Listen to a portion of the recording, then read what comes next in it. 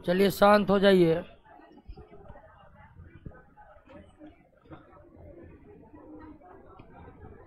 और कहाँ तक हुआ था?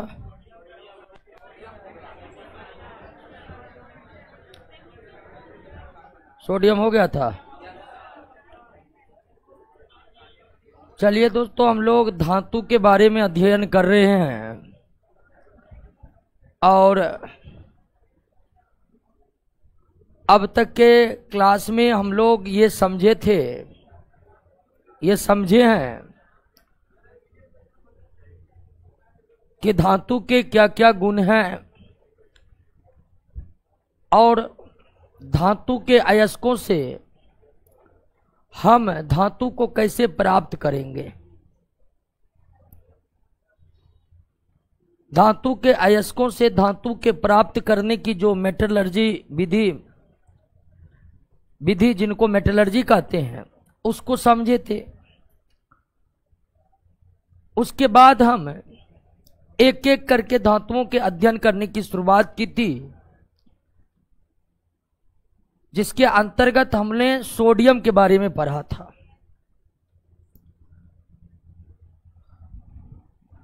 अगली जो धातु है वो है मैग्नीशियम। मैग्नीशियम जिसका परमाणु संख्या 12 और द्रव्यमान संख्या 24 होता है।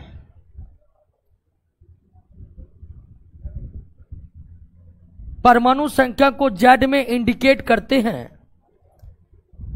तो मैग्नीशियम का परमाणु संख्या कितना है? 12 है। द्रव्यमान संख्या कितना है? 24 है। और ये दिखने में कैसे होती है, तो इसको तो हम शुरुआती दिन में क्लियर कर लिए थे कि सभी धातुएं चांदी की तरह सफेद ही होती है। एकमात्र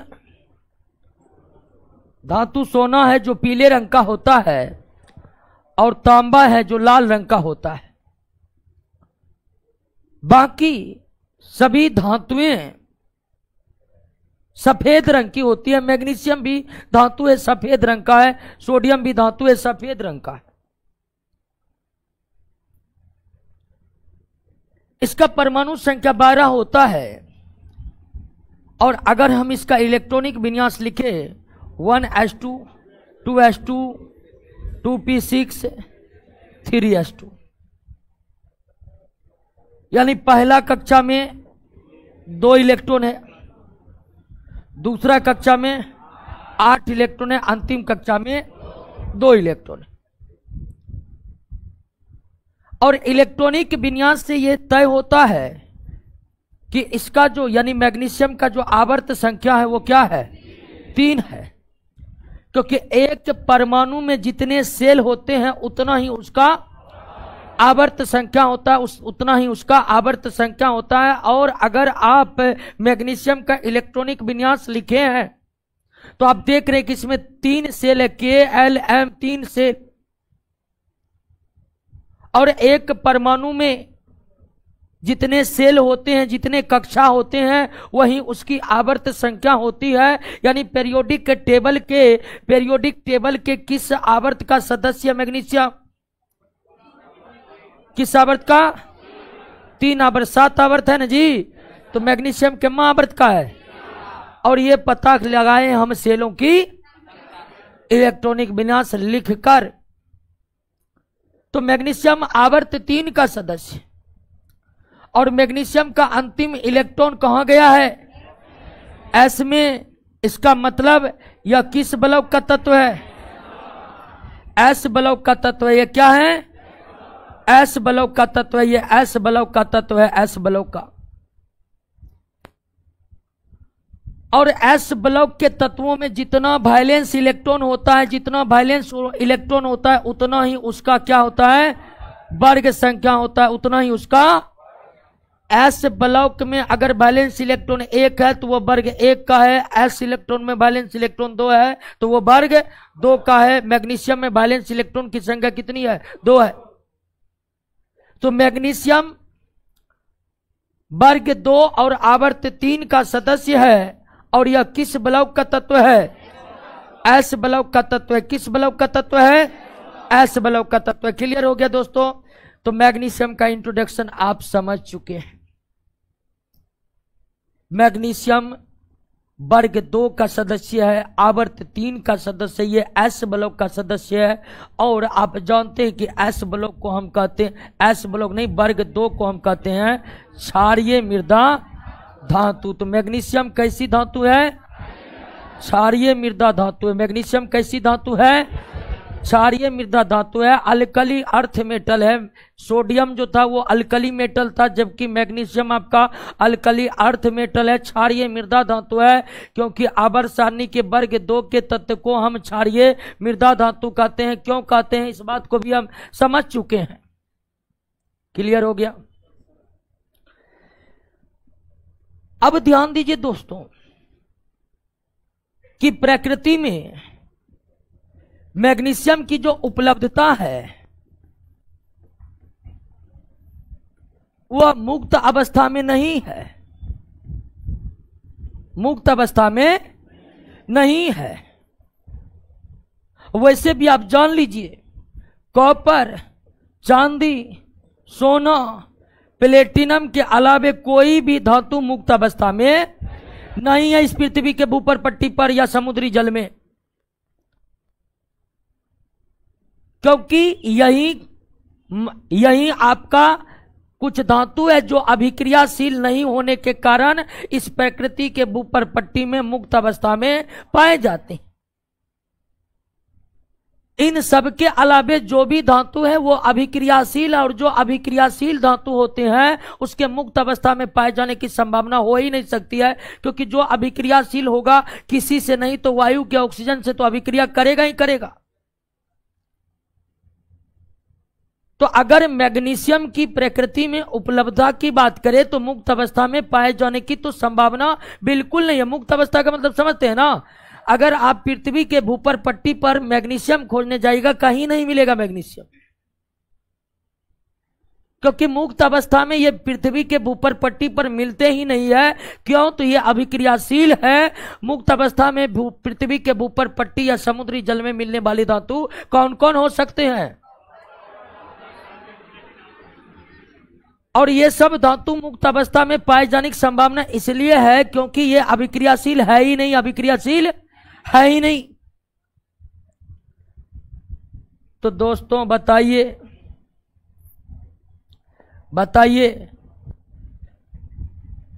कि मुक्त अवस्था में पाया जाएगा तो अर्थात ये संयुक्त अवस्था यानी कि अयस्क या खनिजों के रूप में पाया जाता है। संयुक्त अवस्था में ही पाया जाता है। संयुक्त अवस्था में ही पाया जाता है। संयुक्त अवस्था में ही पाया जाता है।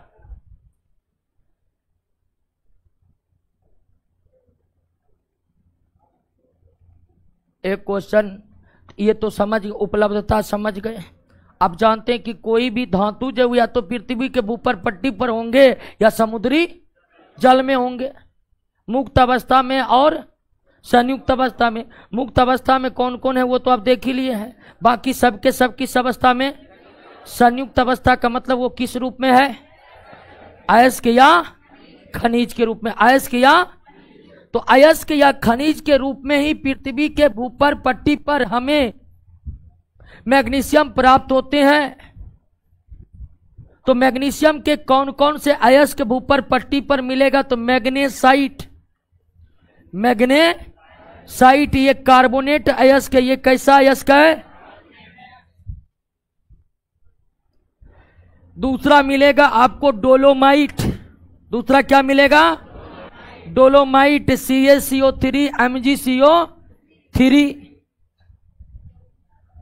तीसरा मिलेगा आपको क्या? Carnallite, KCl MgCl2 6H2O। तो पृथ्वी के ऊपर पट्टी के भिन्न भिन्न भागों में, पृथ्वी के ऊपर पट्टी के भिन्न भिन्न भागों में हमें कितने तरह के मैग्नीशियम के अयस्क मिलेंगे? 3 तरह के, यानी मैग्नेसाइट, डोलोमाइट और कार्नेलाइट। मैग्नेसाइट, डोलोमाइट और कार्नेलाइट, ये 3 प्रकार के अयस्क विद्वान होते हैं। अब इस 3 प्रकार के मैग्नीशियम के अयस्क से,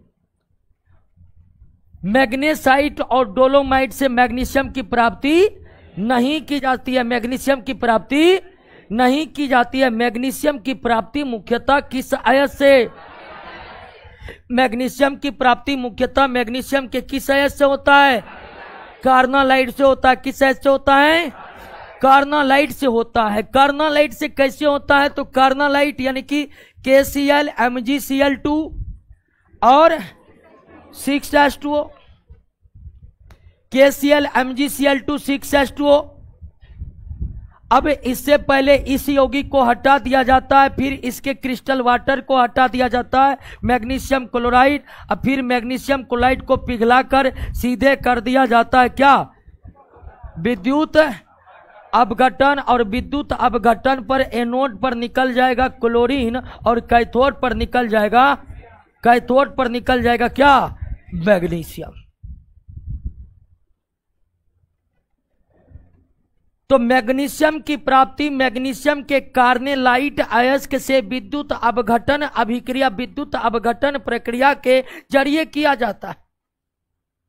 और विद्युत अपघटन क्या है, इस बात को हम कई बार समझा चुके हैं। सब समझ रहे हैं किन बातों को?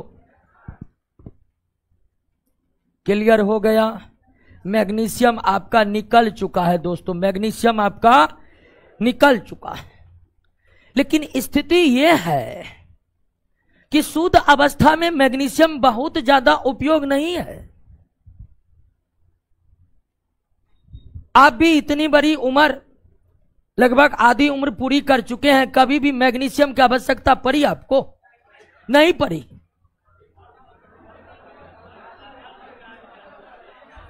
अच्छा, चौथाई उम्र पूरा की। गलती हो गई। ठीक है, तो नहीं, हम अपने से तुलना कर दिए सबका। ठीक है, तो मनुष्य का औसत जीवन काल 75 वर्ष। भारत में मनुष्य का औसत जीवन काल, वैसे महिलाओं की जो है जीवन प्रत्याशा वो पुरुषों की तुलना में ज्यादा है। ठीक है, भारत में तो औसत 75 वर्ष है। तो मैग्नीशियम की जो आवश्यक जरूरतें हैं, मैग्नीशियम की जो जरूरतें हैं वो शुद्ध अवस्था में नहीं है। वो शुद्ध अवस्था में नहीं है। अकेले केवल मैग्नीशियम की कोई उपयोगिता नहीं है। मैग्नीशियम का अधिकांश उपयोग किसी अन्य धातुओं में मिलाकर मिश्र धातु बनाने में किया जाता है। क्या बनाने में? यानी कि मैग्नीशियम का उपयोग अकेले शुद्ध अवस्था में नहीं किया जाता है, बल्कि मैग्नीशियम का ज्यादा उपयोग किसी अन्य धातु के साथ मिलाकर मिश्र धातु बनाने में ही किया जाता है।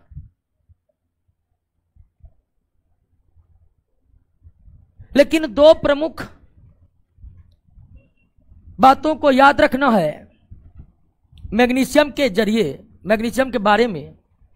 एक कि मैग्नीशियम पौधे के जो क्लोरोफिल है, जिसके बदौलत पौधे प्रकाश संश्लेषण करता है, उस क्लोरोफिल का मैग्नीशियम आवश्यक घटक है। आवश्यक घटक यानी कि कंपोनेंट, आवश्यक घटक। एक बात यह याद रखना है, जिस तरह लोहा के बिना हम हीमोग्लोबिन अणुओं की संरचना की कल्पना नहीं कर सकते हैं, ठीक वही मैग्नीशियम के बिना क्लोरोफिल की संरचना संभव नहीं। यानी कि जो महत्व हमारे रक्त के हीमोग्लोबिन के लिए लोहा से है, उसी तरह या वैसा ही महत्व मैग्नीशियम का क्लोरोफिल के लिए है, वैसा ही महत्व मैग्नीशियम का किसके लिए है? क्लोरोफिल के लिए है।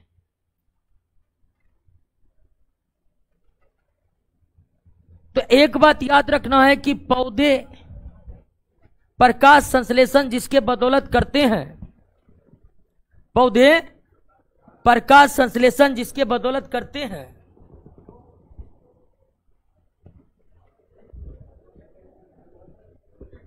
ढीला हो गया है।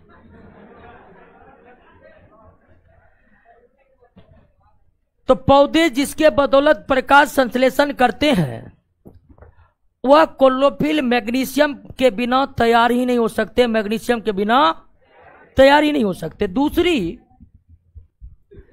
दूसरी कि आप जानते हैं कि कोई भी पदार्थ ऑक्सीजन की उपस्थिति में जलता है। किसी भी पदार्थ के जलने के लिए ऑक्सीजन की उपस्थिति क्या है? अनिवार्य है, अनिवार्य है। लेकिन एक मैग्नीशियम एक ऐसी धातु है जो मैग्नीशियम नाइट्रोजन गैस की उपस्थिति में जलता है। नाइट्रोजन गैस की उपस्थिति में जलता है। नाइट्रोजन गैस एक ऐसी गैस है, ये जलती नहीं है। और नाइट्रोजन गैस ऐसी गैस है जो जलने में सहायक भी नहीं होती है, उल्टे ये ज्वलन गति को क्या कर देती है? गर्म कर देती है। एक जली हुई मोमबत्ती को आप नाइट्रोजन गैस में ले जाइए, वो बुझ जाएगा, क्योंकि नाइट्रोजन ज्वलन गति को कम करता है। नाइट्रोजन ज्वलन गति को कम करता है। नाइट्रोजन एक ऐसी गैस है जो ना तो जलती है, ना ही जलने में सहायता करती है, और उल्टे ज्वलन गति को क्या करती है?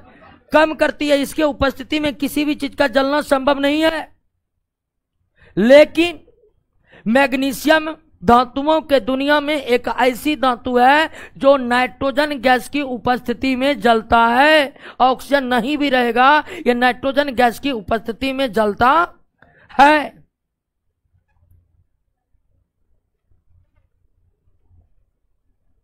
अब ध्यान दीजिए कि मैग्नीशियम नाइट्रोजन गैस की उपस्थिति में जलता है, तो इसका यह कतई मतलब नहीं है कि यह ऑक्सीजन की उपस्थिति में नहीं जलेगा। ऑक्सीजन की उपस्थिति में तो जलेगा ही जलेगा। लेकिन मैग्नीशियम एक ऐसी धातु है जो नाइट्रोजन गैस की उपस्थिति में भी जलता है, नाइट्रोजन गैस की उपस्थिति में भी। जबकि नाइट्रोजन एक ऐसी गैस है जो ज्वलन गति को क्या करती है? कम करती है। जो ज्वलन गति को क्या करती है? कम करती है। लेकिन ये जलता है। यही कारण है कि फ्लैश बल्ब, कौन bulb? Flash bulb. Flash bulb, DJ light सब देखे हैं जी। वो फ्लैश बल्ब जो बनाए जाते हैं, फ्लैश बल्ब बनाने के लिए बल्ब के भीतर कौन गैस का उपयोग किया जाता है? और किसका? मैग्नीशियम का। अब विद्युत धारा देने के बाद जो है मैग्नीशियम को जलाया जाता है। मैग्नीशियम नाइट्रोजन की उपस्थिति में जलता है और चमकदार तेज रोशनी निकालता है, और इसी को हम क्या कहते हैं?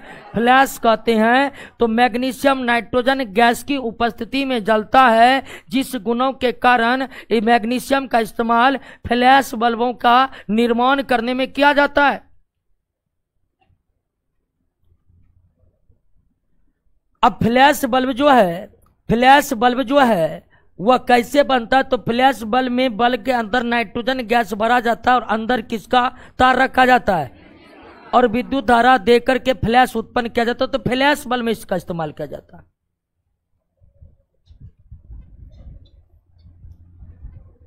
तीसरी प्रमुख गुण हमें मैग्नीशियम के बारे में याद रखना है कि पटाखे में तेज, उजला प्रकाश उत्पन्न करने हेतु किसका इस्तेमाल किया जाता है? मैग्नीशियम का। आगे हम पढ़ेंगे कि लाल प्रकाश के लिए स्ट्रोंशियम का इस्तेमाल होता है, हरे प्रकाश के लिए बेरियम का इस्तेमाल होता है, श्वेत प्रकाश के लिए मैग्नीशियम का इस्तेमाल होता है। श्वेत प्रकाश के लिए तो मैग्नीशियम धातु जिसको कार्नालाइट अयस्क से विद्युत अपघटन करके प्राप्त किया जाता है, उस मैग्नीशियम का शुद्ध अवस्था में यानी केवल मैग्नीशियम का कोई विशेष उपयोगिता मैग्नीशियम की उपयोगिता जो है वो ज्यादातर अन्य धातुओं के साथ मिलाकर मिश्र धातु तैयार करने में है, मिश्र धातु तैयार करने में है। और कुछ मैग्नीशियम के यौगिक है जिसका उपयोग भिन्न भिन्न कार्यों में किया जाता है। वे कौन कौन से यौगिक है मैग्नीशियम का, वो तो हम देखेंगे, लेकिन ये 3 बातें आप याद रखना है कि क्लोरोफिल का एक आवश्यक घटक है क्या, ठीक उसी तरह यानी कि जिस तरह हीमोग्लोबिन का एक आवश्यक घटक लोहा है, क्लोरोफिल का एक आवश्यक घटक क्या है, मैग्नीशियम की विशेषताएं हैं कि यह नाइट्रोजन गैस की उपस्थिति में जलता है, इसीलिए फ्लैश बल्ब बनाने में इसका इस्तेमाल किया जाता है। और पटाखे में उजला प्रकाश उत्पन्न करने के लिए या श्वेत प्रकाश उत्पन्न करने के लिए पटाखे या आतिशबाजी में किसका इस्तेमाल होता है, मैग्नीशियम का इस्तेमाल होता है। किसका इस्तेमाल होता है, मैग्नीशियम का इस्तेमाल होता है। तो शुद्ध मैग्नीशियम की तो कोई उपयोगिता है नहीं, शुद्ध मैग्नीशियम की कोई उपयोगिता है नहीं। मैग्नीशियम का ज्यादातर उपयोग अन्य धातुओं में मिलाकर मिश्र धातु तैयार करने में है। लेकिन कुछ यौगिक है मैग्नीशियम के जो उपयोग में लाए जाते, कुछ यौगिक है मैग्नीशियम के जो उपयोग में लाए जाते हैं। वे कौन कौन से यौगिक है, पहला है आपका magnesium oxide MgO, magnesium oxide, magnesium oxide, magnesium oxide को मैग्नीशिया कहते हैं। क्या कहते हैं, मैग्नीशिया भी कहा जाता है। क्या कहा जाता है, मैग्नीशियम ऑक्साइड का क्या कहा जाता है। और इसकी खासियत यह होता है कि इसका मेल्टिंग पॉइंट, इसका मेल्टिंग पॉइंट यानी कि द्रवनांक बहुत ज्यादा होता है। द्रवनांक बहुत, द्रवनांक मतलब वह ताप जिस पर कोई ठोस पिघलकर द्रव बन जाए। तो मैग्नीशियम ऑक्साइड जिसको आम बोलचाल की भाषा में क्या कहते हैं, मैग्नीशिया कहते हैं। क्या कहते हैं। और इस मैग्नीशिया यानी कि मैग्नीशियम ऑक्साइड, मैग्नीशिया यानी कि मैग्नीशियम ऑक्साइड की सबसे खास विशेषता है कि इसका मेल्टिंग पॉइंट बहुत ज्यादा होता है, बहुत ज्यादा होता है, यानी 2700 डिग्री सेल्सियस सबसे ज्यादा। एक्यूरेट कितना होता है हमको तो अभी पता नहीं है, लेकिन 2000 डिग्री सेल्सियस से ज्यादा होता है। और इस गुण के कारण भट्ठी के भीतरी अस्तर का निर्माण, भट्ठी के भीतरी अस्तर का निर्माण किया जाता है। भट्ठी समझते हैं ना, हाँ, जिसमें लोहा सबको गर्म करके पिघलाया जाता है। उस भट्ठी का भीतरी लेयर को किससे तैयार किया जाता है, मैग्नीशियम ऑक्साइड से। भट्ठी का भीतरी लेयर, भीतरी भाग अगर स्टील सबसे तैयार करेंगे तो उससे कई गुना ज्यादा मेल्टिंग पॉइंट होता है। किसका, भट्ठी ज्यादा गर्म होगा तो उसका भीतरी भाग अगर स्टील का है तो वो खुद पिघल जाएगा। लेकिन इसका मेल्टिंग पॉइंट बहुत ज्यादा होने के कारण, मेल्टिंग पॉइंट ज्यादा होने के कारण भट्ठी के भीतरी अस्तर का निर्माण करते हैं। भट्ठी के भीतरी अस्तर का क्या करते हैं। तो मैग्नीशियम का जो एक प्रमुख यौगिक उपयोगी है वो मैग्नीशियम ऑक्साइड, मैग्नीशियम ऑक्साइड जिसको आम बोलचाल की भाषा में क्या बोलते हैं, मैग्नीशिया बोलते हैं। और इसकी खासियत है कि इसका मेल्टिंग पॉइंट बहुत ज्यादा होता है, मेल्टिंग पॉइंट बहुत ज्यादा होता है, जिसके कारण इसके लिए इससे हम भट्ठी के भीतरी अस्तर को तैयार करते हैं। और चूंकि मैग्नीशियम क्षारीय मृदा धातु है तो आपसे पूछ देगा कि मैग्नीशियम ऑक्साइड की प्रकृति कैसी होती है, तो क्षारीय होती है, क्योंकि क्षारीय मृदा धातु का मतलब ही होता है कि ऑक्साइड की प्रकृति क्या होना, क्षारीय होना। तो अगर पूछे कि मैग्नीशियम ऑक्साइड की प्रकृति कैसी होती है, तो मैग्नीशियम ऑक्साइड की प्रकृति कैसी होती है, क्षारीय होती है। मैग्नीशियम ऑक्साइड की प्रकृति क्या होती है, क्षारीय होती है। दूसरा प्रमुख यौगिक है मैग्नीशियम हाइड्रोक्साइड। मैग्नीशियम हाइड्रोक्साइड का फॉर्मूला था MgOH2। यह है मैग्नीशियम हाइड्रोक्साइड। नोट में गलती दिया, सुधार करिए। Magnesium hydroxide MgOH2, MgOH2 magnesium hydroxide. अब मैग्नीशियम हाइड्रोक्साइड जो है, मैग्नीशियम हाइड्रोक्साइड जो है, इसे कहा जाता है milk of magnesia. Milk of magnesia कहा जाता है। मैग्नीशियम ऑक्साइड को मैग्नीशिया कहा जाता है और मैग्नीशियम हाइड्रोक्साइड को मिल्क ऑफ मैग्नीशिया कहा जाता है। मैग्नीशियम हाइड्रोक्साइड को मिल्क ऑफ मैग्नीशिया कहा जाता है। और मैग्नीशियम हाइड्रोक्साइड को मिल्क ऑफ मैग्नीशिया इसलिए कहा जाता है, मिल्क ऑफ मैग्नीशिया इसलिए कहा जाता है कि अगर हम इसको जल में डाल दे तो वह बिल्कुल मिल्क के समान, दूध के समान दिखाई देगा, बिल्कुल दूध के समान। इसीलिए इसे क्या कहा जाता है? मिल्क ऑफ मैग्नीशिया कहा जाता है। क्या कहा जाता है? मिल्क ऑफ मैग्नीशिया कहा जाता है। अब मैग्नीशियम हाइड्रोक्साइड की प्रकृति भी क्या होगी? क्षारीय होगी। इसलिए इसका इस्तेमाल प्रायः एंटासिड बनाने में किया जाता है। एंटासिड बनाने में किया जाता है। एंटासिड बनाने में किया जाता है। अब एंटासिड क्या होता है? देखिए, हमारे पेट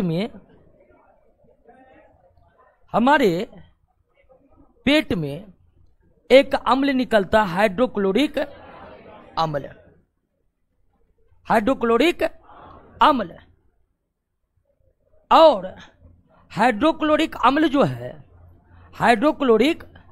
अम्ल जो है कभी कभी पेट में ज्यादा निकल जाने के कारण काफी ज्यादा पेट दर्द की सामना करना पड़ता है। पेट में तेज दर्द उठता है। और अगर हाइड्रोक्लोरिक के कारण पेट में तेज दर्द उठा हुआ है तो इसके प्रभाव को कम किया जा सकता है एक क्षारीय पदार्थ के द्वारा। क्योंकि आप जानते हैं कि अम्ल के गुणों को नष्ट कर सकता है कौन? क्षार। अम्ल के गुणों को कौन नष्ट कर सकता है? क्षार नष्ट कर सकता है। अम्ल के गुणों को कौन नष्ट कर सकता है? क्षार। और अम्ल के गुणों को क्षार जो नष्ट कर सकता है, अम्ल के गुणों को क्षार जो नष्ट कर सकता है, आपका मैग्नीशियम हाइड्रोक्साइड कैसा है? क्षारीय। मैग्नीशियम हाइड्रोक्साइड कैसा है? क्षारीय। और विषैले भी नहीं है मानव शरीर के लिए, इसीलिए इसका इस्तेमाल एंटासिड दवाई के रूप में किया जाता है। एंटासिड वो दवाई होता है जो पेट में अधिक हाइड्रोक्लोरिक अम्ल जो निकल जाते हैं उसके दुष्प्रभाव को क्या करते हैं? कम करते हैं। उसके दुष्प्रभाव को क्या करते हैं? यानी एंटासिड दवाई कैसी दवाई? जिसका काम होता है पेट में निकल जाने वाले अत्यधिक हाइड्रोक्लोरिक अम्ल का दमन करना, उसके प्रभाव को कम करना। और एंटासिड के रूप में केवल क्षारीय पदार्थ ही इस्तेमाल किए जा सकते हैं, क्योंकि अम्ल के प्रभाव को केवल कौन नष्ट कर सकता है? क्लियर हो गया?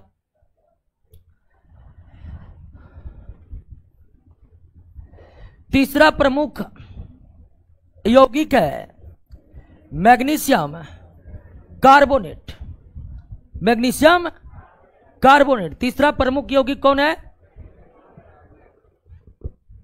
Magnesium carbonate. और मैग्नीशियम कार्बोनेट में जल के कितने अणु जुड़े रहते हैं? 7 अणु जुड़े रहते हैं। जल के कितने अणु जुड़े रहते हैं? 7 अणु जुड़े रहते हैं। जल के कितने अणु जुड़े रहते हैं? 7 अणु जुड़े रहते हैं। यह है मैग्नीशियम कार्बोनेट। Sorry sulphate. हाँ, मैग्नीशियम सल्फेट, जिसमें क्रिस्टल वाटर के रूप में कितने जल के अणु जुड़े रहते हैं? अब ध्यान दीजिए कि इसकी भी प्रकृति क्या होती है, और ये भी शरीर के लिए विषैले नहीं होते। ये भी शरीर के लिए विषैले नहीं होते हैं। ये भी शरीर के लिए विषैले नहीं होते हैं। और प्रकृति क्षारीय होने के कारण इसका भी इस्तेमाल एंटासिड के रूप में किया जाता है। इसका भी इस्तेमाल एंटासिड के रूप में किया जाता है। लेकिन इसके बारे में याद रखिएगा, इसको कहा जाता है इप्सम साल्ट। डायरेक्ट क्वेश्चन आया हुआ कि इप्सम साल्ट किसे कहते हैं? मैग्नीशियम सल्फेट को कहते हैं। इप्सम साल्ट किसको कहते हैं? और इसमें जल के कितने अणु जुड़े रहते हैं? इसकी प्रकृति क्या होती है? क्षारीय प्रकृति। और शरीर के लिए विषैले नहीं होने के कारण इसका भी इस्तेमाल किस रूप में किया जा सकता है? एंटासिड के रूप में किया जा सकता है। किस रूप में किया जा सकता है? एंटासिड के रूप में किया जाता है। इसके अलावा इसका इस्तेमाल जो है कपास उद्योग में होता है। किस उद्योग में? सफाई, यानी कि ब्लीचिंग नहीं, सफाई करने के लिए। उसके बाद इसका उद्योग होता है पेंट उद्योग। पेंट का मतलब पेंट नहीं, रंगाई करने वाला जो है, पेंट उद्योग में होता है। उसके बाद इसका इस्तेमाल साबुन उद्योग में भी किया जाता है। तो कई प्रकार के उद्योग, कई प्रकार के इनसे कार्य लिए जाते हैं। आपको याद रखना कि मैग्नीशियम सल्फेट में कितने जल के अणु जुड़े रहते हैं। इसे अन्य किस नाम से जाना जाता है? इप्सम साल्ट के नाम से जाना जाता है। इसकी प्रकृति कैसी होती है? क्या ये शरीर के लिए विषैले होते हैं? नहीं होते हैं। कोई दिक्कत? मैग्नीशियम में इतना ही याद रखना है। क्लियर? एक बार पढ़िए मैग्नीशियम को शुरू से लेकर लास्ट तक। कहिए दोस्तों ऑनलाइन वाले सब, मैग्नीशियम क्लियर हो गया?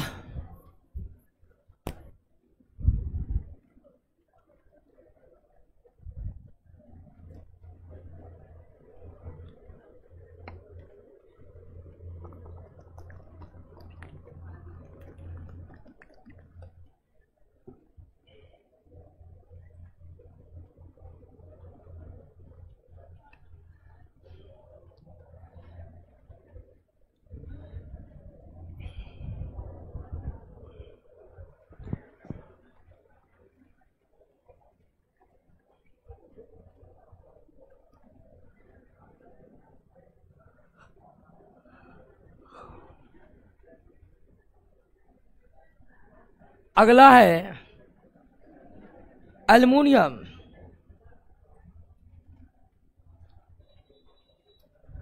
एल्युमिनियम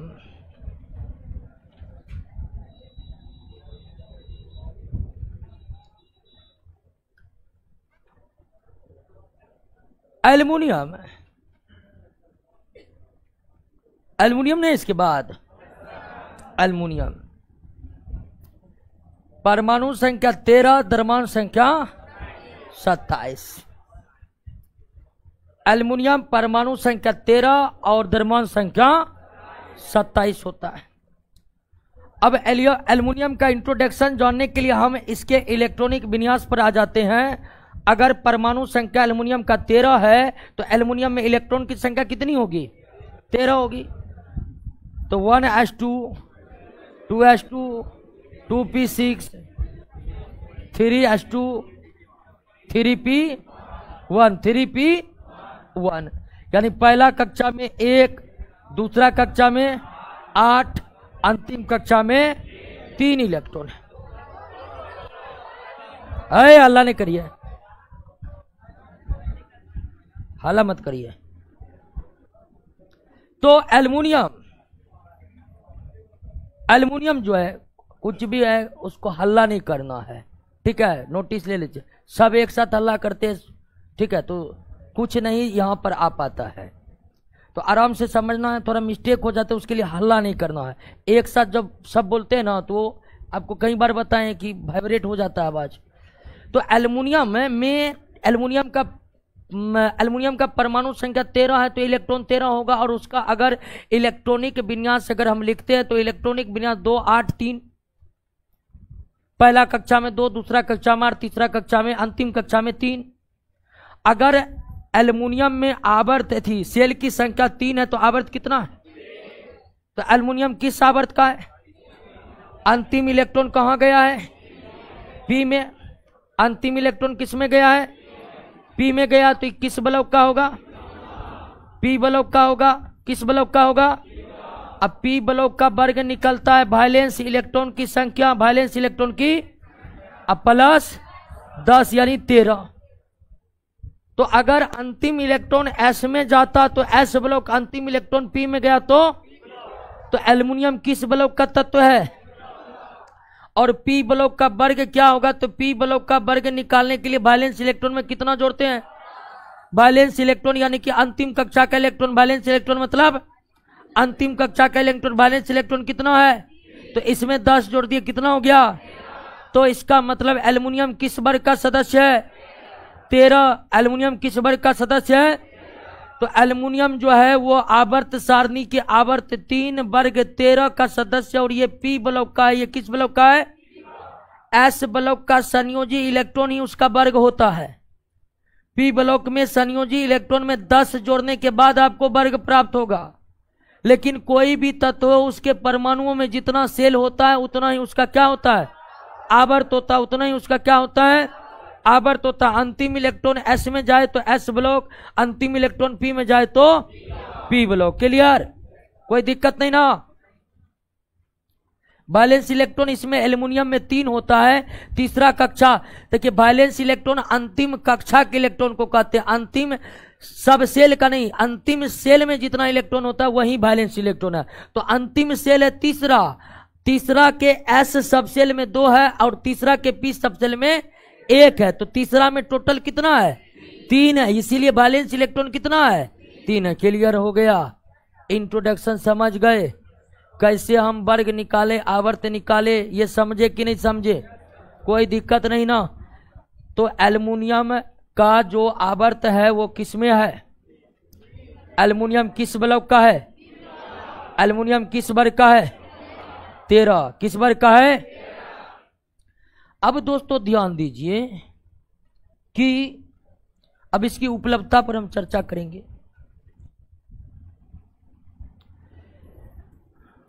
उपलब्धता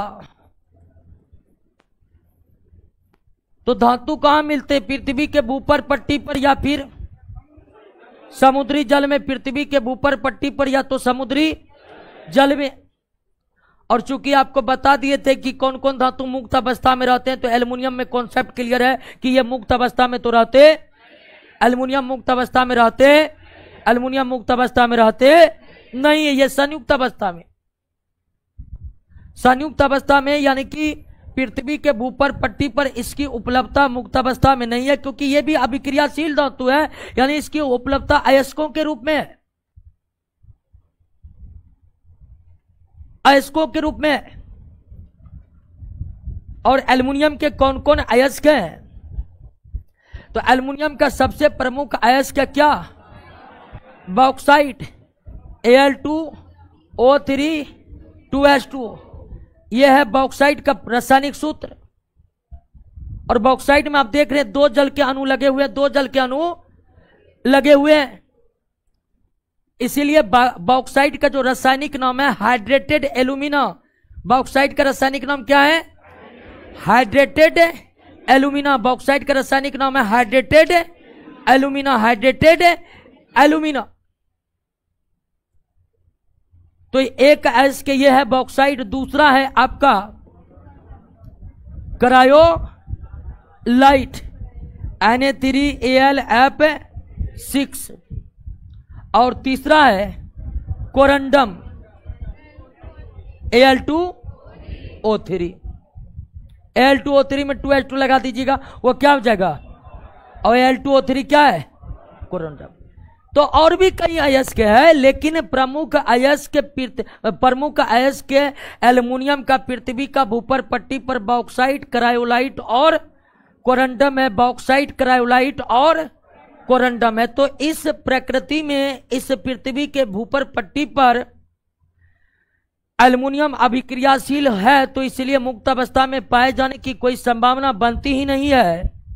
इसलिए हमारे इस प्रकृति में जो एल्युमिनियम मौजूद है वो अयस्कों के रूप में ही मौजूद है, अयस्कों के रूप में ही मौजूद है। और जो प्रमुख अयस्क है एल्युमिनियम का वो आपके सामने में है। लेकिन अगर ये जो अयस्क देख रहे हैं क्रायोलाइट और कोरंडम जो है, इस अयस्क बहुत कम मात्रा में उपलब्ध है। यानी इस पृथ्वी पर एल्युमिनियम के मुख्य 3 प्रकार के अयस्क है, उसमें 90% अकेले क्या है? तो सबसे ज्यादा कौन अयस्क पृथ्वी के भूपर पट्टी पर है? इसलिए एल्युमिनियम निकाला किससे जाता है?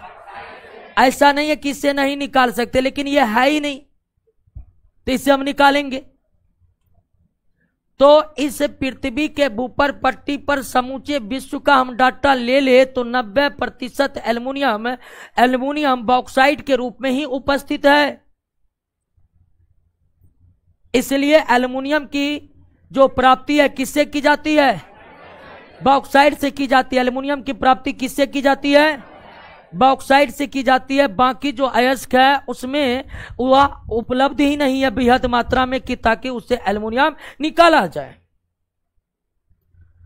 अब दोस्तों ध्यान दीजिए कि एल्युमिनियम एक ऐसी धातु है, हम अपने डेली लाइफ में या कहिए कि पूरे वैश्विक अर्थव्यवस्था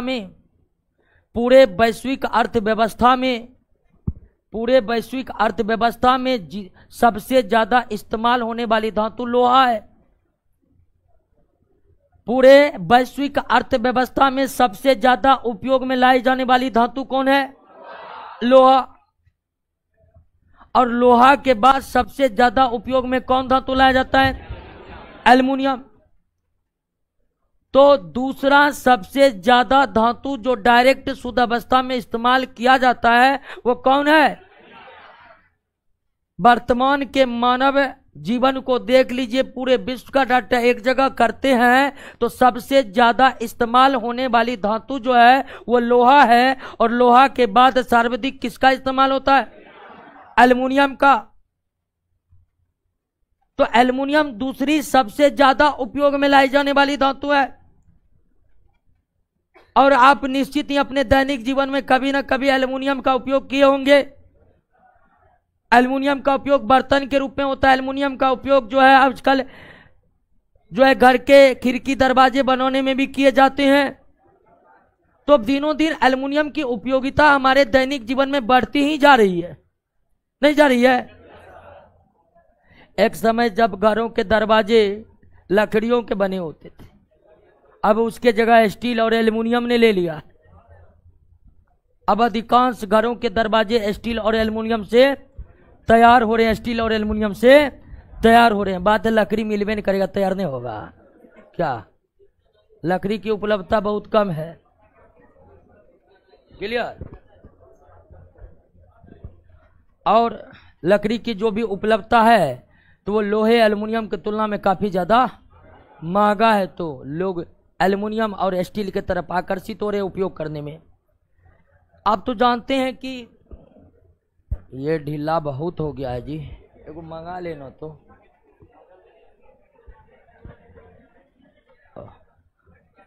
अब ध्यान दीजिए दोस्तों कि एल्युमिनियम की उपयोग आज से नहीं हो रही है। एल्युमिनियम का उपयोग लंबे समय से हो रही है, लंबे समय से। और वर्तमान समय में आप देख ले कि एल्युमिनियम को बॉक्साइट से निकाला जाता था, लेकिन बॉक्साइट का खोज जब नहीं हुई थी तब भी एल्युमिनियम निकाला जाता था। और जब बॉक्साइट का पता नहीं लगा था तब एल्युमिनियम निकाला जाता था। एल्युमिनियम क्लोराइड से किससे निकाला जाता था? Aluminium chloride AlCl3, aluminium chloride AlCl3। यानी कि शुरुआत में एल्युमिनियम को किससे प्राप्त किया जाता था? एल्युमिनियम क्लोराइड से। पृथ्वी के ऊपर पट्टी में कहीं कहीं पर एल्युमिनियम क्लोराइड उपस्थित है और उस एल्युमिनियम क्लोराइड की अभिक्रिया किससे करवाई जाती है? किससे? और सोडियम से एल्युमिनियम की अभिक्रिया होने पर प्राप्त होता था एल्युमिनियम और सोडियम क्लोराइड। एल्युमिनियम और सोडियम क्लोराइड, एल्युमिनियम और सोडियम क्लोराइड। तो आज हम निश्चित ही एल्युमिनियम की प्राप्ति बॉक्साइट से करते हैं, लेकिन शुरुआत में एल्युमिनियम की प्राप्ति किससे की जाती थी? एल्युमिनियम क्लोराइड से शुरुआत से एल्युमिनियम की प्राप्ति किससे की जाती थी? अब एल्युमिनियम क्लोराइड से एल्युमिनियम प्राप्त करने की विधि आपके सामने में है। लेकिन दोस्तों यह विधि इतनी खर्चीली थी, कि जिस समय एल्युमिनियम क्लोराइड से एल्युमिनियम बनता था उस समय एल्युमिनियम सोने से भी ज्यादा महंगा था, सोने से भी ज्यादा महंगा। बात को समझ रहे हैं कि नहीं समझ रहे? जब एल्युमिनियम क्लोराइड से एल्युमिनियम की प्राप्ति की जाती थी, जब एल्युमिनियम क्लोराइड से एल्युमिनियम की प्राप्ति की जाती थी, तब एल्युमिनियम सोने से भी ज्यादा महंगा था। और अगर आप वैश्विक इतिहास की जानकारी रखते तो नेपोलियन से जरूर परिचित होंगे, है कि नहीं? और ऐसा कहा जाता था कि नेपोलियन अपने समय में, नेपोलियन के समय एल्युमिनियम क्लोराइड से ही प्राप्त किया जाता था। तो ऐसा कहा जाता कि नेपोलियन अपने नौकर चाकरों को सोना के प्लेट में खिलाता था और खुद अपने मेहमानों के साथ एल्युमिनियम के प्लेट में खाया करता था। तो ये रुतबा थी उस समय एल्युमिनियम की, जब एल्युमिनियम को एल्युमिनियम क्लोराइड से निकाला जाता था। एल्युमिनियम क्लोराइड का सोडियम से अभिक्रिया कराकर एल्युमिनियम प्राप्त करने की विधि इतनी खर्चीली थी कि सोना से भी ज्यादा महंगा क्या था? एल्युमिनियम था। लेकिन बात है 1886 की, 1886 ना, 1886 में दो वैज्ञानिक, एक का नाम था मार्क हॉल, ये कहां के थे? अमेरिका के, और दूसरा का नाम क्या था? हेराल्ड कहां का था? फ्रांस का। ये दोनों अलग अलग लेकिन एक साथ, अमेरिका के मार्क हॉल, फ्रांस के हेराल्ड, अलग अलग लेकिन एक साथ बॉक्साइट से एल्युमिनियम प्राप्त करने की सबसे सस्ती विधि की खोज की। और जैसे मार्क हॉल, हेराल्ड एक साथ नाम लिखा हुआ, ये दोनों मिलकर नहीं खोज की, बल्कि ये संयोग है कि एक ही समय अमेरिका के मार्क हॉल और फ्रांस के हेराल्ड ने बॉक्साइट से एल्युमिनियम प्राप्त करने की एक बहुत ही सस्ती तकनीक विकसित कर ली। और मार्क हॉल, हेराल्ड के द्वारा जब बॉक्साइट से एल्युमिनियम प्राप्त करने की सस्ती विधि की खोज हुई, उसके बाद तो एल्युमिनियम का दाम इतना गिरा कि आज देख ही रहे हैं सोना कहां है, एल्युमिनियम कहां आ गया है। देख रहे हैं ना? तो एल्युमिनियम प्राप्त करने की जो सस्ती विधि है उसको किसने खोजा? मार्क हॉल और हेराल्ड, मार्क हॉल और हेराल्ड। क्लियर हो गया? तो बॉक्साइट से एल्युमिनियम प्राप्त करने की जो सस्ती विधि आज पूरे विश्व भर में प्रचलन है, वो शुरुआत से नहीं था। सस्ती विधि का खोज किसने किसने किया? अब ध्यान दीजिए कि वर्तमान में 99% एल्युमिनियम किससे प्राप्त किया जाता है? तो सबसे पहले इस बॉक्साइट में जो अशुद्धि रहती है उसको बायर की आद्र विधि या सरपेक विधि के द्वारा क्या कर दिया जाता है? साफ कर दिया जाता है। क्या कर दिया जाता है?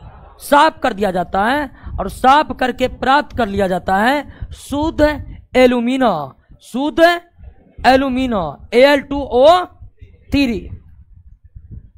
तो बॉक्साइट से एल्युमिनियम की प्राप्ति कैसे होती? तो सबसे पहले बॉक्साइट की अशुद्धियों को दूर किया जाता है। बॉक्साइट की अशुद्धि दूर करने की कई विधि है। बायर की आद्र विधि इसलिए कि इसमें जलीय विलयन का इस्तेमाल किया जाता है, इसलिए इसका नाम है आद्र विधि। अब बायर उस केमिस्ट का नाम है, उस रसायनविद का नाम है जिन्होंने इस विधि को खोजा। और दूसरा है कौन है? सरपेक विधि। दोनों विधि का इस्तेमाल कर सकते हैं, लेकिन ज्यादातर किसका इस्तेमाल किया जाता है? तो बायर विधि बायर की आद्र विधि या सर्पेक विधि क्या है? तो बॉक्साइट से अशुद्धियों को दूर करने की विधि है। इन दोनों विधि से बॉक्साइट की अशुद्धियां दूर हो जाती है और हमें अंतिम रूप से प्राप्त होता है शुद्ध एल्यूमिना। क्या प्राप्त होता है? अब क्या किया जाता है दोस्तों कि शुद्ध एल्यूमिना जो है, शुद्ध एल्यूमिना जो है, शुद्ध एल्यूमिना यानी कि Al2O, अशुद्ध इसलिए लिख लें कि इसमें कोई अशुद्धियां अब नहीं है, एल्यूमिना ही लिख देंगे तो कोई गलत बात नहीं है। अब इस शुद्ध एल्यूमिना का किया जाता है दोस्तों, क्या? विद्युत अपघटन किया जाता है। क्या किया जाता है? विद्युत अपघटन। और विद्युत अपघटन करेंगे तो कैथोड पर मुक्त हो जाएगा अधातु वाला भाग यानी कि ऑक्सीजन। नहीं दोस्तों, कैथोड पर क्या मुक्त होता है? एल्युमिनियम। बहुत स्थिति खराब है।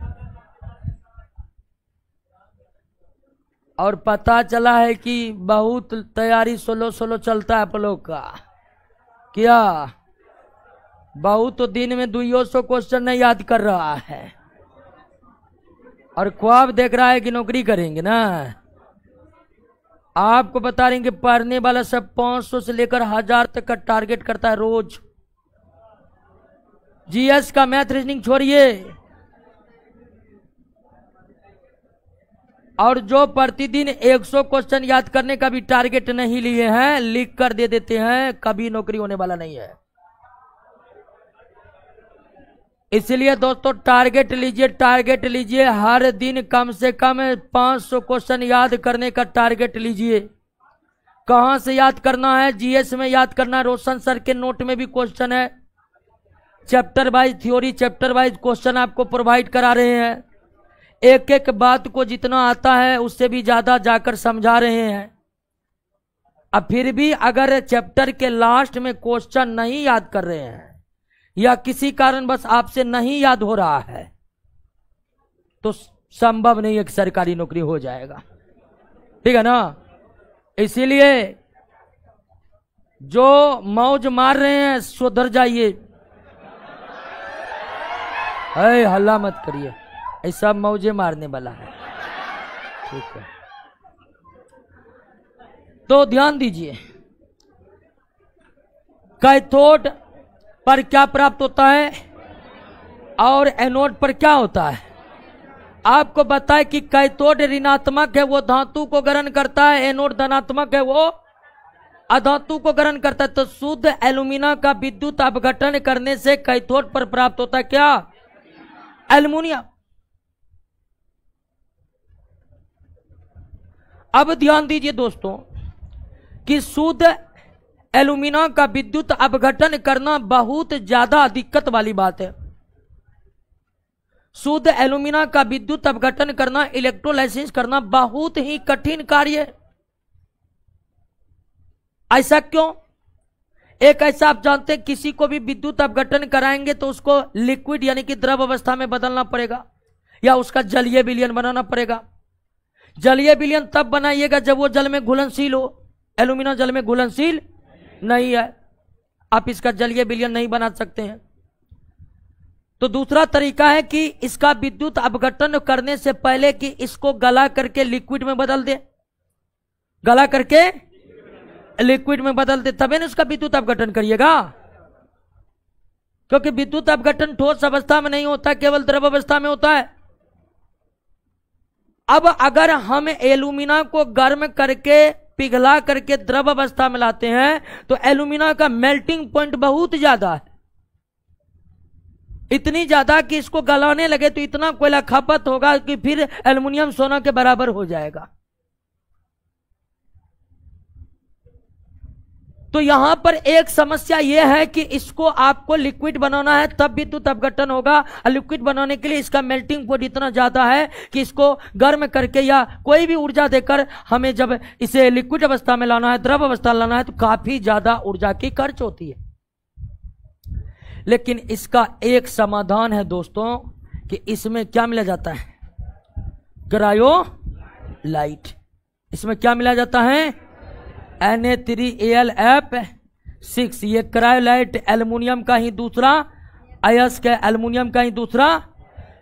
क्रायोलाइट मिलाते ही एल्यूमिना का मेल्टिंग पॉइंट बहुत घट जाता है, बहुत घट जाता है। हल्का से ये नहीं कि बोरा भर भर के क्रायोलाइट मिलाना है, बहुत से बड़े एल्यूमिना के नमूने में छोटा सा क्रायोलाइट का टुकड़ा दे देते हैं और आश्चर्यजनक तरीके से मेल्टिंग पॉइंट बहुत घट जाता है। यानी पिघलाना इसको क्या हो जाता है, आसान हो जाता है। क्या मिलाने से? तो विद्युत अपघटन करते समय एल्यूमिना में थोड़ा क्या मिलाया जाता है, क्योंकि एल्यूमिना का गलनांक घट जाए या द्रव्यमानांक घट जाए और कम ऊर्जा खर्च किए उसे द्रव अवस्था में बदलकर उसका विद्युत अपघटन किया जाए। तो एक समस्या थी जिसका समाधान हो गया। और जानते हैं एल्यूमिना में क्रायोलाइट मिलाने से उसका गलनांक घट जाता है। इस बात की पता भी अनजाने में लगा है। अनजाने में एक जगह बॉक्साइट को एल्यूमिना को गलाने का पूरा चल रहा था प्रोसेस। अब जहां पर बॉक्साइट भारी मात्रा में निकलता तो ये भी एल्युमिनियम का अयस्क है, ये भी वहां हल्का हल्का परा हुआ रहता है। तो एल्यूमिना को पिघलाने का कार्य चल रहा था। अब वहां पर जो है ना बहुत समय कोई एक आदमी एक ढेला उठा करके फेंक दिया। ढेला उठाकर फेंका ना तो वो लोग नोटिस किया कि जो काम 1 घंटा में होना चाहिए वो 10 मिनट में होकर तैयार है। सबको आश्चर्य, पता लगाया कि काहे ऐसे हुआ तो कहा कि हम ढेला फेंके उसके बाद ही ये कांड हुआ है। तब खोजने लगा वो ढेला था क्या। उसके बाद तमाम ढेला को फेंका करके तब पता लगा कि क्रायोलाइट मिलते ही उसका गलनांक बहुत तेजी के साथ नीचे घट जाता है। तो क्रायोलाइट मिलाने से एल्यूमिना का गलनांक घटता, यह भी खोज अचानक ही हुई थी। तो एल्यूमिना का गलनांक बहुत ज्यादा था, उसको कम करने के लिए एक उपाय मिल गया कि हमको क्रायोलाइट मिला दिए, गलनांक घट गया। लेकिन किसी भी पदार्थ का अगर हम विद्युत अपघटन करें, किसी भी पदार्थ का विद्युत अपघटन करें, उस पदार्थ में विद्युत चालकता भी होनी चाहिए। एल्यूमिना के साथ दिक्कत यह भी है कि द्रव एल्यूमिना विद्युत का सही तरीके से चालक, यानी बहुत हीन चालक है यह विद्युत का। हीन चालक होने के कारण इसका विद्युत अपघटन करने में लंबा समय लगता है। तो एल्यूमिना का विद्युत चालकता को बढ़ाने के लिए थोड़ा इसमें मिला देते CaF2 फ्लोर एस्पार, कैल्शियम फ्लोराइड को फ्लोर एस्पार कहते हैं। यह भी मिला दिया जाता है किसमें, और यह इसलिए मिलाया जाता है ताकि इसका गलनांक क्या हो, नहीं इसकी विद्युत चालकता क्या हो। तो एल्यूमिना का विद्युत अपघटन करने से पहले उसमें हल्का सा क्रायोलाइट मिलाया जाता, हल्का सा फ्लोरेस्पार मिलाया जाता। क्रायोलाइट इसलिए मिलाया जाता कि गलनांक, अब फ्लोरेस्पार इसलिए मिलाया जाता कि विद्युत चालकता। और दोनों समस्या का समाधान होने के बाद हम विद्युत अपघटन करते हैं और प्राप्त होता है कैथोड पर हमें क्या, एल्युमिनियम। और एल्युमिनियम दूसरा सबसे ज्यादा उपयोग में लाई जाने वाली धातु है। पूरे वैश्विक अर्थव्यवस्था में सबसे ज्यादा इस्तेमाल में लाई गई धातु लोहा है, और लोहा के बाद सर्वाधिक इस्तेमाल में लाई जाने वाली धातु कौन है, एल्युमिनियम है। एल्युमिनियम बन गया, प्रयोग करते रहिए। और एल्युमिनियम का प्रयोग करना काफी सुविधाजनक है। सबसे ज्यादा उपयोग में लाई जाने वाली धातु कौन है दोस्तों, लोहा है। लेकिन लोहा की समस्या है जंग लगने की। लोहा में इतना जंग लगता है दोस्तों, इतना जंग लगता है कि हर साल करोड़ों की क्षति होती है केवल लोहा में जंग लग जाने से। तो लोहा सबसे ज्यादा इस्तेमाल की जाने वाली धातु तो है, लोहा सबसे ज्यादा इस्तेमाल की जाने वाली धातु तो है। लेकिन लोहा में जंग लगने की समस्या बड़ी व्यापक है। लेकिन एल्युमिनियम में वो समस्या नहीं है। एल्युमिनियम के साथ क्या होता है कि एल्युमिनियम भी अभिक्रियाशील है, और इसको वायुमंडल में खुला छोड़ दीजिएगा, ये ऑक्सीजन से अभिक्रिया करके बना लेता है एल्युमिनियम ऑक्साइड बना लेता है। क्या बना लेता है, एल्युमिनियम ऑक्साइड बना लेता है। क्या बना लेता है, एल्युमिनियम ऑक्साइड बना लेता है। बैलेंस हो जाएगा जी। 3 2 2 3, 3 दूनी 6, 3 दूनी 6 और 4। क्लियर। तो एल्युमिनियम को आप हवा में खुला छोड़ दीजिएगा तो ये वायुमंडल के ऑक्सीजन से अभिक्रिया करके एल्युमिनियम ऑक्साइड बना लेगा। क्या बना लेगा? अब जो ये एल्युमिनियम ऑक्साइड बनता है दोस्तों, ये एल्युमिनियम के ऊपर एक परत बना लेता है। कौन? Aluminium oxide. एल्युमिनियम का बाहरी भाग जो है, एल्युमिनियम का बाहरी भाग जो है वो उस पर एक परत जम गया एल्युमिनियम, और एल्युमिनियम ऑक्साइड का परत जो है इस पर चिपक जाता है और वह भीतरी भाग को फिर ऑक्सीजन से कभी संपर्क में आने देता ही नहीं, और सालों साल एल्युमिनियम सुरक्षित रहता है, सालों साल। वही लोहा में क्या होता है कि एक परत बनेगा, झर के गिरेगा, फिर दूसरा परत बनेगा, वो भी झर कर गिर जाएगा, और इस तरह लोहे बर्बाद हो जाएगा अंत में। एल्युमिनियम क्या है कि एक परत बना, चिपक गया, अब अंदर का संपर्क न होने देता है। एल्युमिनियम ऑक्साइड ऑक्सीजन को कहता है दूर रहो, अंदर नहीं जाना है। बिजली के तार एल्युमिनियम से बनाए जाते हैं सालों साल सुरक्षित रहने के लिए। यकीन मानिए स्टील के पतले तार इस्तेमाल किए जाते तो क्या होता, 5-6 साल में जंग लग जाता, सब कुछ बर्बाद हो जाता। फिर बदलते रहिए। एक तब अगर स्टील के तार का इस्तेमाल किया जाता तब एक डिपार्टमेंट ही सरकार में बना रहता, तार बदलो मंत्रालय। क्या ना?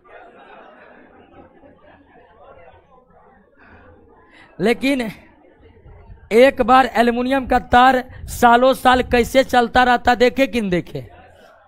तो आप जानते हैं कि एल्युमिनियम शुद्ध अवस्था में, एल्युमिनियम का शुद्ध अवस्था में बहुत व्यापक इस्तेमाल होता है।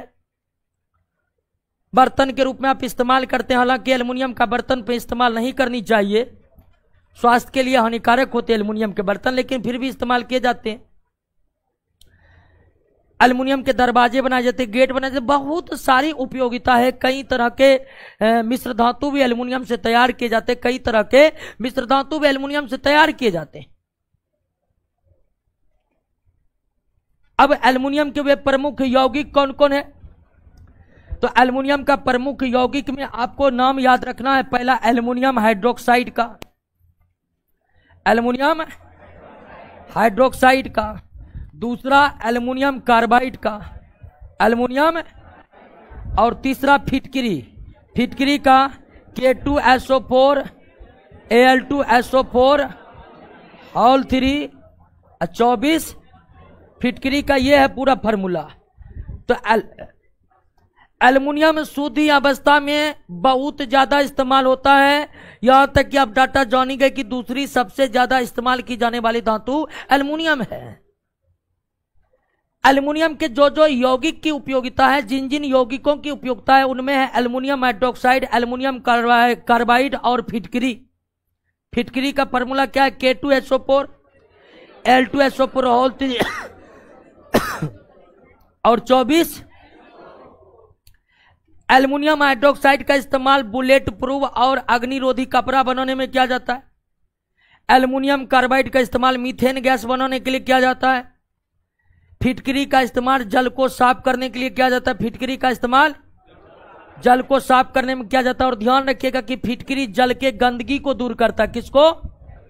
जल में जो छोटे छोटे गंदगियां होती है वो फिटकरी डालने से नीचे बैठ जाती है। फिटकरी जो है वो जल के जीवाणु वायरस को नहीं मारता है, बल्कि गंदगी को, जल में उपस्थित जीवाणु वायरस को मारने के लिए क्लोरीन का इस्तेमाल किया जाता है या ब्लीचिंग पाउडर का इस्तेमाल किया जाता है। तो ध्यान रखिएगा कि फिटकरी जल को तो साफ करती है, लेकिन फिटकरी जल को जो साफ करती है वह किस विधि से, फिटकरी जल को जो साफ करती है वो जल के गंदगी को साफ करती है। किसको?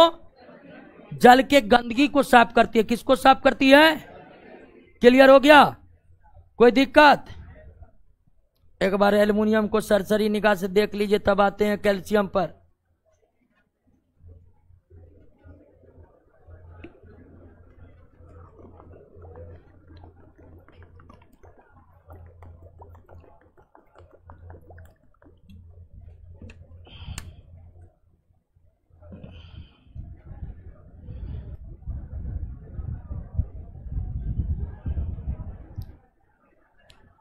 चलिए अनीता कुमारी, क्लास कितना चल रहा है? 3 से 4। क्या लिखे हैं जी? क्लास कितना चल रहा है? क्लास चलता है 7:30 से 8, सॉरी 9।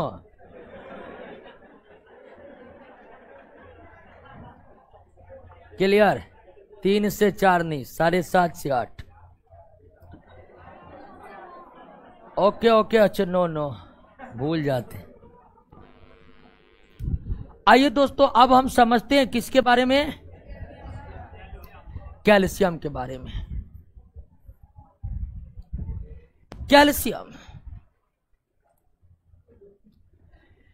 कैल्शियम परमाणु संख्या 20, द्रव्यमान संख्या 40।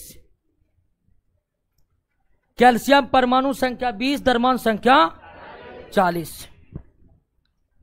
और अगर कैल्शियम का परमाणु संख्या 20 है तो इलेक्ट्रॉन भी कितना होगा?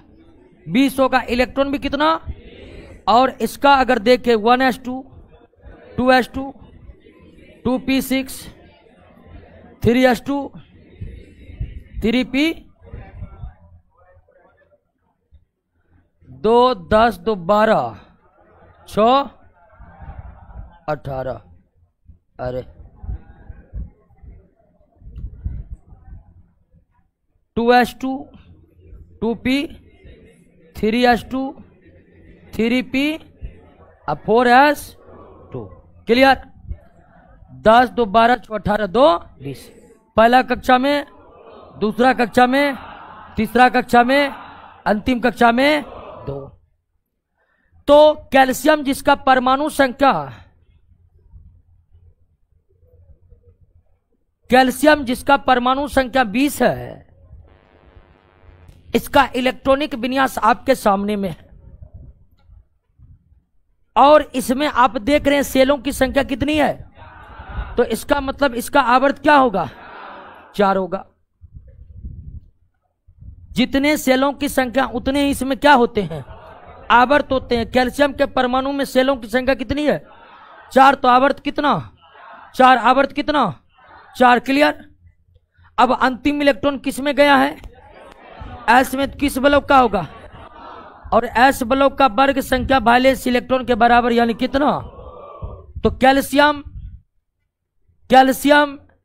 आवर्त सारणी के वर्ग 2 आवर्त 4 का सदस्य है। ये एस ब्लॉक का सदस्य है। और अगर ये वर्ग 2 का है तो ये भी आपका क्षारीय मृदा धातु, ये भी आपका क्षारीय मृदा धातु है। तो कैल्शियम भी वर्ग 2 के सदस्य है और ये भी मैग्नीशियम के तरह ही क्षारीय मृदा धातु है, क्षारीय मृदा धातु है। क्लियर? तो इलेक्ट्रॉनिक विन्यास के माध्यम से हम कैसे उसकी स्थिति का पता लगाते हैं, इस बात को आप समझ रहे हैं कि नहीं? हैं? कोई दिक्कत नहीं ना? इलेक्ट्रॉनिक विन्यास लिखने के क्रम में जितना सेल उतना ही आवर्त, जितना सेल उतना ही आवर्त। अंतिम इलेक्ट्रॉन p में जाएगा तो p ब्लॉक, अंतिम इलेक्ट्रॉन s में जाएगा तो s ब्लॉक। d ब्लॉक भी आएगा तो हम वहां पर क्लियर कर देंगे d ब्लॉक कैसे होगा। s ब्लॉक में वैलेंस इलेक्ट्रॉन ही वर्ग संख्या होते हैं, जबकि p ब्लॉक में वैलेंस इलेक्ट्रॉन में 10 जोड़कर हम वर्ग संख्या का पता लगा सकते हैं। तो कैल्शियम किस आवर्त का है? किस ब्लॉक का है? किस वर्ग का है? और वर्ग 2 होने के कारण कैल्शियम क्या है? तो इसका मतलब कैल्शियम ऑक्साइड, कैल्शियम हाइड्रोक्साइड सबकी प्रकृति क्या होने वाला है? क्षारीय होने वाला। क्या होने वाला है? क्षारीय होने वाला। अब आइए दोस्तों, अगर उपलब्धता की बात करें तो मुक्त अवस्था में पाए जाने की कोई संभावना नहीं है, क्योंकि ये भी अभिक्रियाशील धातु है। कौन कौन सी धातु मुक्त अवस्था में रह सकते हैं? कॉपर, सोना, चांदी, प्लेटिनम। अब जो मुक्त अवस्था में है इसका मतलब वो नहीं कि संयुक्त अवस्था में वो नहीं है। तो कॉपर, सोना, चांदी, प्लेटिनम मुक्त अवस्था में तो है ही अधिकांशतः, लेकिन वो संयुक्त अवस्था में भी है।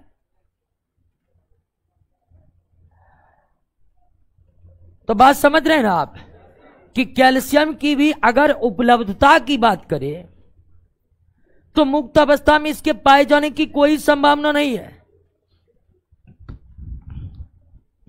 अगर हम देखें तो ये भी इस पृथ्वी के ऊपर पट्टी पर किस रूप में मिलेंगे? अयस्क के ही रूप में मिलेंगे। और कैल्शियम का अयस्क कौन कौन है?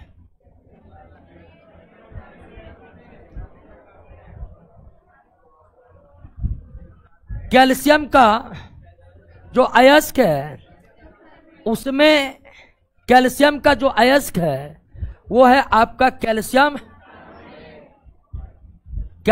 Chloride, calcium carbonate. Calcium chloride समुद्री जल में घुले हुए हैं। कैल्शियम कार्बोनेट पृथ्वी के ऊपर पट्टी पर व्यापक मात्रा में। फॉस्फोराइट Ca3PO4 को हाउल टू, इसको क्या कहते हैं? Phosphorite. Calcium chloride, calcium carbonate, phosphorite, ये सब प्रमुख अयस्क है जो पाए जाते हैं।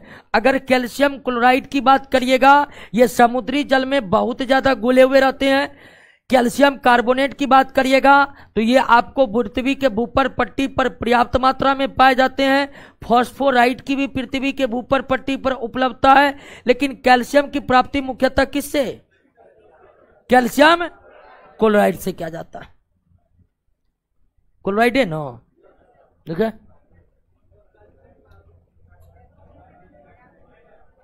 एक मिनट। और फ्लोर एस्पार कैल्शियम क्लोराइड, हाँ फ्लोर एस्पार से भी किया जाता है। ओके, हाँ फ्लोर एस्पार तो अभी तुरंत एल्यूमिना में मिलाए थे ना। फ्लोर एस्पार इसको कहते हैं फ्लोर एस्पार। तो यही अयस्क सबसे ज्यादा कौन पाया जाता है? कैल्शियम कार्बोनेट सबसे ज्यादा पृथ्वी के ऊपर पट्टी पर कैल्शियम का यही अयस्क विद्वान है। लेकिन इससे निकाला नहीं जाता है। कैल्शियम की प्राप्ति या तो कैल्शियम क्लोराइड से या फ्लोर एस्पार से। कैल्शियम की प्राप्ति या तो कैल्शियम क्लोराइड से किया जाता है और फ्लोर एस्पार से किया जाता है। ज्यादातर किससे किया जाता है? क्योंकि इस पृथ्वी के ऊपर पट्टी पर फ्लोर एस्पार के तुलना में क्या है? फ्लोर एस्पार के तुलना में बहुत ज्यादा क्या है? कैल्शियम क्लोराइड है। बहुत ज्यादा क्या है? कैल्शियम क्लोराइड है। इसीलिए इसी का इस्तेमाल ज्यादातर कैल्शियम निकालने में किया जाता है। अब आप दोस्तों देखिए कि फ्लोर एस्पार या कैल्शियम फ्लोराइड या कैल्शियम क्लोराइड, इन दोनों की स्थितियों को देखकर अगर आप इससे कैल्शियम निकालना चाहेंगे तो कैसे निकाल सकते? अरे नोटे देख के बोलिए ना जी। इसका विद्युत अपघटन नहीं कर दें। आप जानते हैं क्लोराइड वाला सबका विद्युत अपघटन हो जाता है। ये फ्लोराइड है, एक के कुल का है क्लोराइड फ्लोराइड। तो अगर हमें कैल्शियम क्लोराइड या कैल्शियम फ्लोराइड से प्राप्त करना होगा कैल्शियम, सीधे इसका इलेक्ट्रोलाइसिस कर देंगे। कैथोड पर कैल्शियम, एनोड पर क्लोरीन, और अगर इसको रखेंगे तो फ्लोरीन निकल जाएगा। क्लियर बात समझ गए कि नहीं? इस देखिए कैल्शियम क्लोराइड समुद्री जल में ज्यादातर है और ये फ्लोर एस्पार जो है आपको यह भूपर पट्टी पर है। लेकिन पृथ्वी के भूपर पट्टी पर फ्लोर एस्पार की उपलब्धता से कहीं ज्यादा समुद्री जल में क्या उपलब्ध है? इसलिए ज्यादातर कैल्शियम की प्राप्ति किससे की जाती है? कैल्शियम क्लोराइड से की जाती है। क्लियर? अब आइए इसकी उपयोगिता। इसकी भी शुद्ध अवस्था में बहुत ज्यादा उपयोगिता नहीं। कैल्शियम की शुद्ध अवस्था में भी कोई बहुत ज्यादा उपयोगिता नहीं है। ज्यादा उपयोगिता कैल्शियम के यौगिकों की ही है, कैल्शियम के यौगिकों की है। और एक सबसे बड़ी रोचक तथ्य यह है कि मानव शरीर को भी कई खनिजों की आवश्यकता है और एक मानव के शरीर में सबसे ज्यादा जो खनिज उपलब्ध हैं वो क्या है? कैल्शियम है। एक वयस्क व्यक्ति के शरीर में 1200 ग्राम कैल्शियम रहता है, 1200 ग्राम, जिसमें 99% हड्डी और दांतों में रहते हैं, हड्डी और दांतों में रहते हैं। तो कैल्शियम के बारे में सबसे रोचक तथ्य याद रखना है कि मानव शरीर को भी कई धातुओं की अधातुओं की जरूरत है, यानी कई खनिजों की जरूरत होती है। और उन सभी में सबसे ज्यादा जिसकी जरूरत है या सबसे ज्यादा मात्रा में जो जंतु या मानव के शरीर में पाए जाते हैं वो है आपको क्या।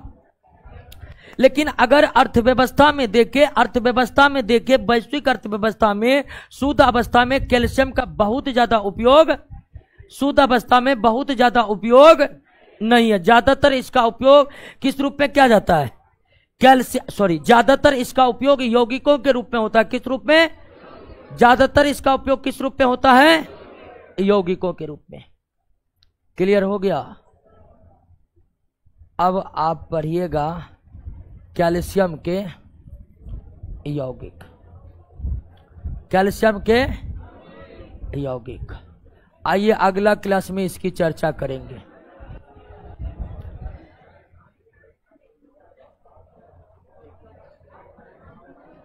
याद रखिएगा अगला क्लास में डायरेक्ट कौन चर्चा शुरू करेंगे।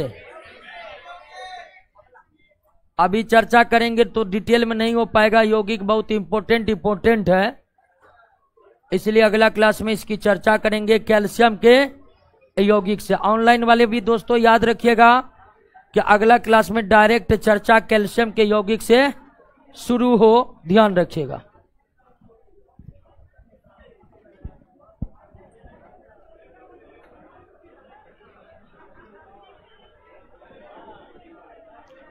अरे